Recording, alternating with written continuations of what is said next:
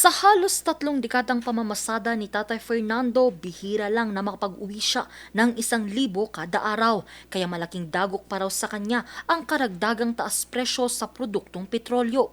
Bawas na nga raw ang kanyang kinita, problemado pa ito kung saan siya kukuha ng pangtustos sa kanyang gamot at pagkain ng kanyang mag-anak. Kung hindi ka magiging driver, hindi ka makakain. Kaya tiis-tiis.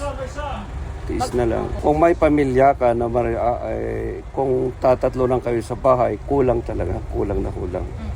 Kung may pinapaaral ka, kulang talaga. Kaya kung siya lang naman ang masusunod, nais niyang tumaas sana ng kahit 2 piso ang pamasahe ngayon. Malaking bagay yun kung may bibigay na gobyerno na ayuda. Gawin sanang kahit 15 na lang yung mga itong traditional jet. Kung pwede, para makabawi-bawi naman. Isa lang siya sa milyon-milyong tsuper na iniinda ang patuloy na pagsirit ng presyo ng produktong petrolyo, lalo ngayon na posibleng pumalo pa sa 90 pesos ang presyo ng kada litro ng petrolyo. Kaya ngayon pinag-aaralan na ng LTFRB ang posibleng pagtaas ng provisional fares sa mga PUV.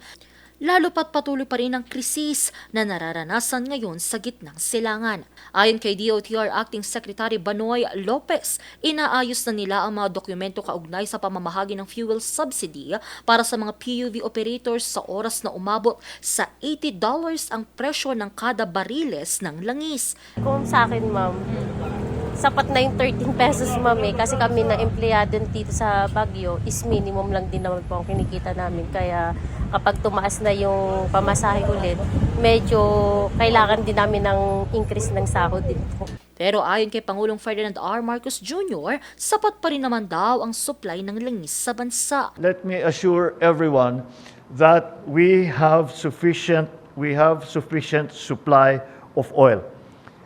Meron tayong stockpile that are approximately 50 to 60 days in terms of gasoline, in terms of fuel oil, and in terms of kerosene. So that is let me immediately allay the fears of everyone. So we are okay for that period of time. Ngayon, to further provide the supplies of these oil products, ay yung ating mga pinagkukuhanan ng ating mga iba't ibang oil products ay meron din silang stockpile. Nauna nang sinabi ng Pangulo na may nakalaang 2.5 billion pesos na fuel subsidy sa oras na tumaas sa $80 kada bariles ng langis. Noong Miyerkules March 3, pinatupad ang dagdag piso at 90 sentimo sa kada litro ng gasolina. Peso at 20 sentimo naman ang kada litro ng krudo at piso at 50 sentimo sa kerosene. Angel Arquero, RNG News.